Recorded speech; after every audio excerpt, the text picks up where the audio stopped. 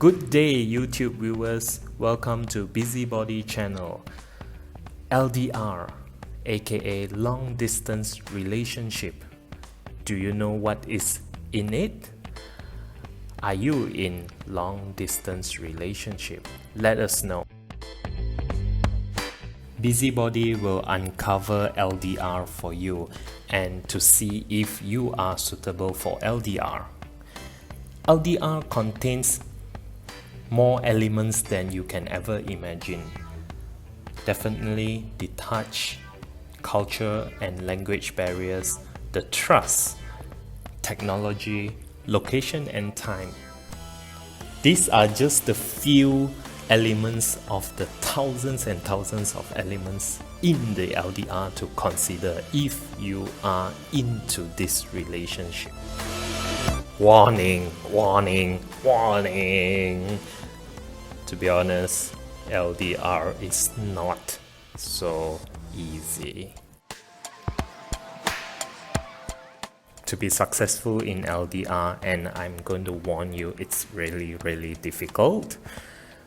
To be successful, BusyBody believe that patience in LDR is the key, and it's not for the ordinary. Having LDR means without meeting physically. In touch, the touch topic, LDR couples will not get to show their public display affections anywhere. Yes, it could be virtually, but physically you can't do that. Kissing? Let's forget about it. Hug? No.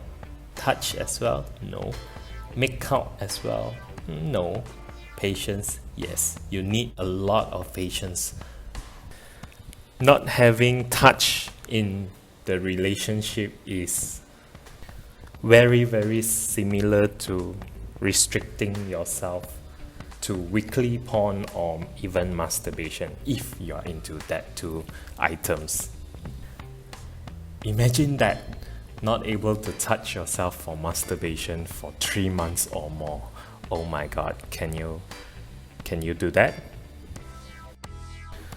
Number 2, barriers in culture or language.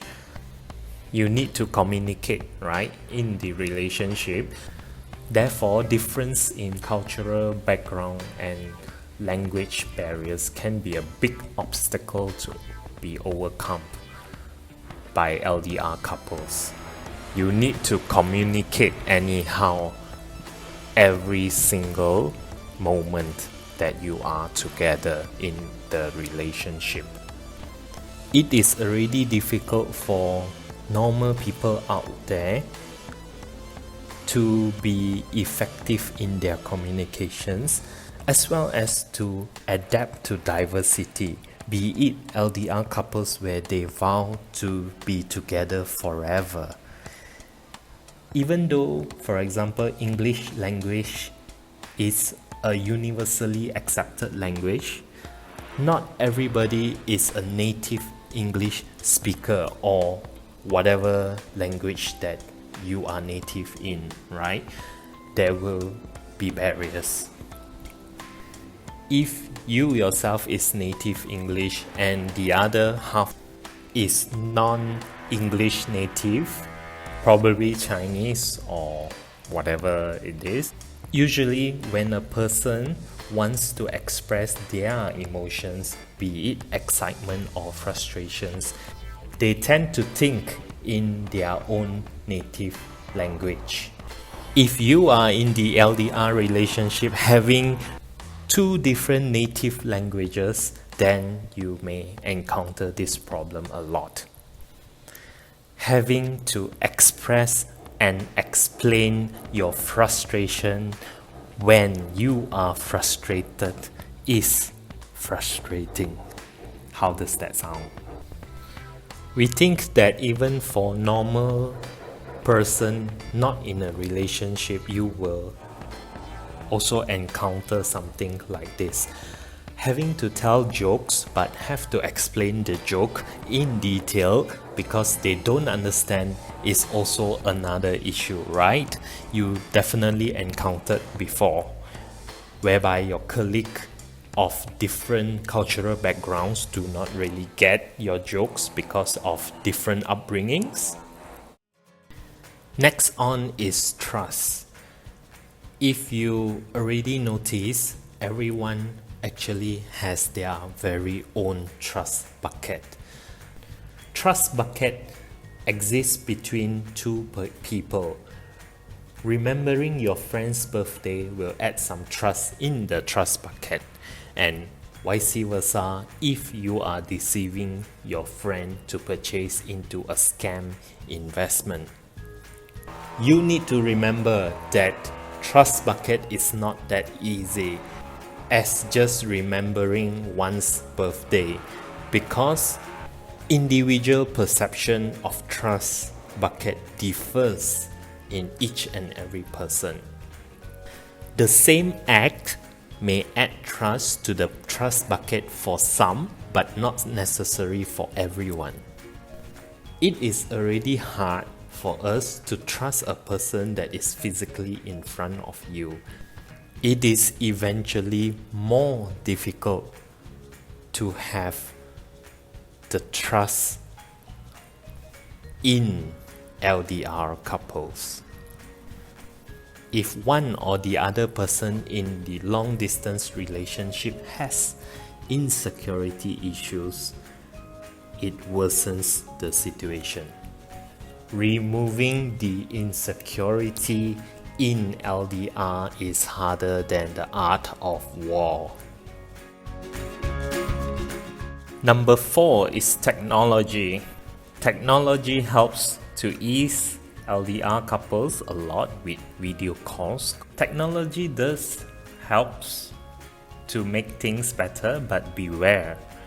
Some LDR couples get bored of the calls eventually because their other half is basically virtual most of the time. LDR fails when things may be too virtual for someone. This may lead them into thinking that their relationship is virtual, and why not they just find anybody to date virtually rather than in a relationship. Interestingly, we are going to relate this to porn. It is the same principle of resorting into too much porn may affect your real life relationship. So for technology in LDR, maybe it's good in a way, but if things are too virtual, things may go wrong. Let us know in the comments if too much technology actually worsens our real life relationship. If the couple is in an LDR, that means they are in a different location and maybe a different time zone. The universe is so great that we have different geographical locations and time zones to follow. Having GMT +1 in London versus GMT +8 in Singapore, for example. The person in London is getting ready to leave the office, whilst the person in Singapore is getting ready to sleep. Technically, this LDR couple is having 8 hours less time for each other compared to a couple that is in physical relationship. Dating each other physically would mean that it's a 13 hours flight plus airport hassles. It's easily a 20 hours encounter. And now, having the COVID-19 in place, in the agenda, you need to add up quarantine period. If an ordinary person in LDR relationship now who is working on a 9 to 5 job, it is technically impossible to have a total of more than 1 month's day off just for a trip to see their partner. A 14 days quarantine when you arrive and another 14 days when you return, that's 28 days gone. It is the final call. Final call for LDR. Finally, all the above elements were conquered successfully by both of you. Kudos. Well done. Now what? Both of you decided to tie the knot after your extraordinary journey together. Whatever highs and lows were overcame, and now finally marriage. Wedding is the most important agenda of all in your LDR relationship. If you have decided that having just a simple wedding reception with just your closest family members and friends is enough, well, you will need to take note of your family's, partners, and partner family's opinion. They may or may not agree that the wedding should be just a simple versus lavish event.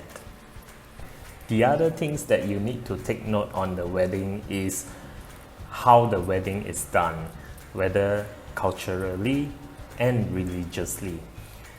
It will be an easier errand if you and your partner are from a similar community. Similar community means, for example, Chinese from Taiwan or Chinese from Malaysia. The Chinese community mainly shares similar cultural background, but not 100% the same. There may still be differences in conducting a marriage ceremony, and both parties need to come up with an agreeable solution. This is if both of you are from a similar community. If both of you are from different community, one west and one east, another person is Christian, another person is Buddhist or Islam, and etc. Things will definitely be harder then, and a lot of things need to be considered in the wedding. After all this hassle and the wedding is done successfully, both of you tied the knot, the next question is, where will you both reside? That will be the big question, because both of you are from different countries and now you got together. Don't tell me you will maintain an LDR husband and wife. Oh my God, I can't see that happening. We think that you need to really be together after the marriage. If not, there's no point at all to get married, because eventually both of you will be far apart after that. And why get married if that's the case?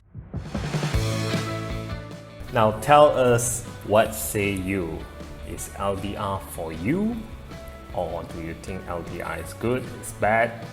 You can do it during COVID, you can't do it during COVID, and so on. Comment and let us know. Share your LDR stories with us if you have one. Subscribe to us, BusyBody channel. Thank you for watching. Bye.